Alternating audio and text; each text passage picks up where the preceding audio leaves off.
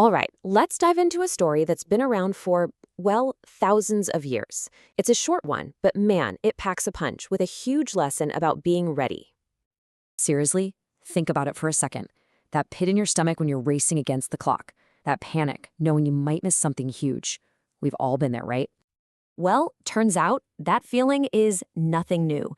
Jesus actually told a story that absolutely nails that sense of urgency. It's the parable of the 10 girls, and it's all about what it means to be truly prepared. Okay, so let's picture this. We're talking about a wedding. And back then, a wedding wasn't just a one-day thing. It was this massive multi-day party.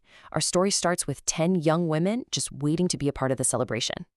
So their job seems pretty simple. All they gotta do is wait for the groom and then light up their lamps to join his big parade on the way to the feast. Sounds easy enough, but yeah, there's always a catch, isn't there?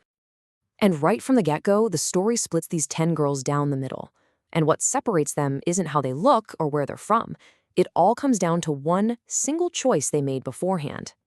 And here's the difference, and it's so simple. The wise girls, they thought ahead. They figured, hey, what if there's a delay? So they brought extra oil for their lamps, just in case. But the foolish girls, nope. They were only prepared for the best-case scenario, assuming everything would go off without a single problem.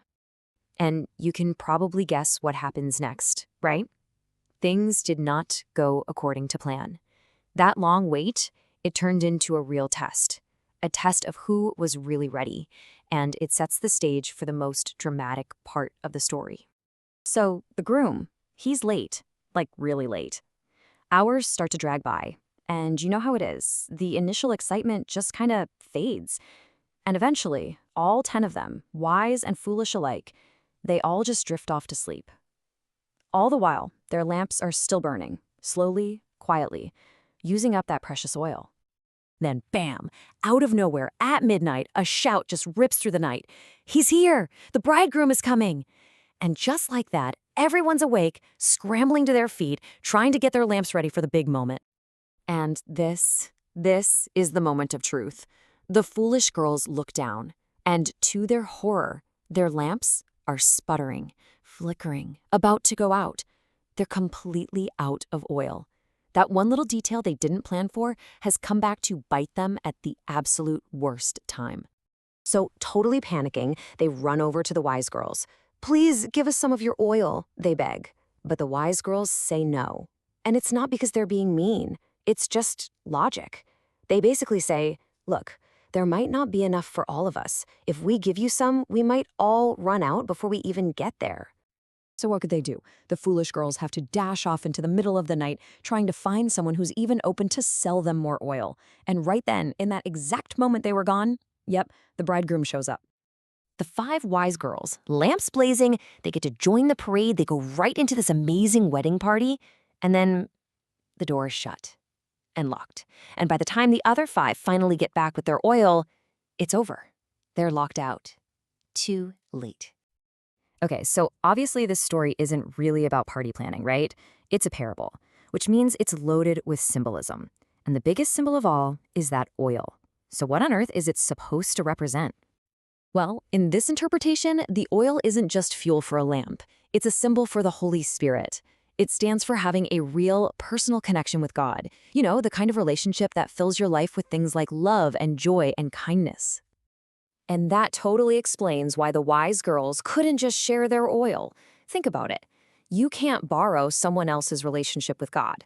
You can't borrow their faith or their character right when you need it most. It's something you have to have for yourself. So that really gets us to the main point of the whole story. If that oil is all about being spiritually ready, the big question is, how do you keep your own lamp full, day in and day out? And the lesson here is that it's not about some big, one-time grand gesture. It's about the little things you do consistently. Things like praying, reading the Bible, and just making a point to be kind to people. It's about sharing God's love, and maybe most importantly, building your own friendship with Jesus, not just piggybacking on someone else's. You see the urgency here, right? This whole story is a huge warning against putting things off, especially when it comes to your faith. The groom showed up when no one expected him. And the message is loud and clear. You can't just say, oh, I'll get ready later, because Later might just be too late. And that brings us right to the punchline of the whole parable, the ultimate takeaway. Being ready isn't something you do once, it's a way of life. So the question the story leaves us with isn't just, hey, are you ready today? It's a much deeper question. Are you living your life in a way that you're always ready no matter when that moment comes?